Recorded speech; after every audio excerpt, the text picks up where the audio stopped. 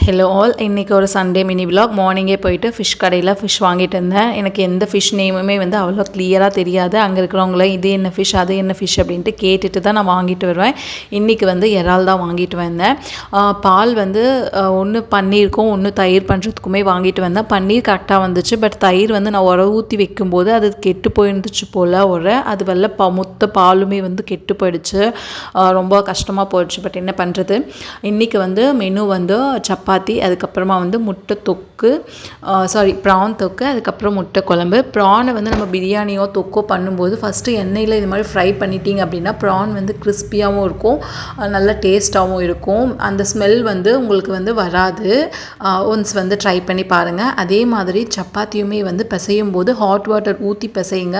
நான் வந்து யூடியூப் ஷார்ட்ஸில் தான் நான் பார்த்து பண்ணேன். ட்ரஸ்ட்டுமே ரொம்ப சாஃப்டாக வருது. பிசைகிறதுக்குமே வந்து அவ்வளோ ஈஸியாக இருக்குது. என் ஹஸ்பண்ட் வந்து சப்பாத்தி லவர். பட் எனக்கு வந்து எப்பயுமே சப்பாத்தி வந்து ஹார்டாக தான் வரும். இந்த டைம் வந்து சப்பாத்தி ரொம்ப சாஃப்டாக இருந்துச்சு அப்படின்னு சொன்னாங்க. இந்த மாதிரி வீடியோஸ் பார்க்க என் சேனலை சப்ஸ்கிரைப்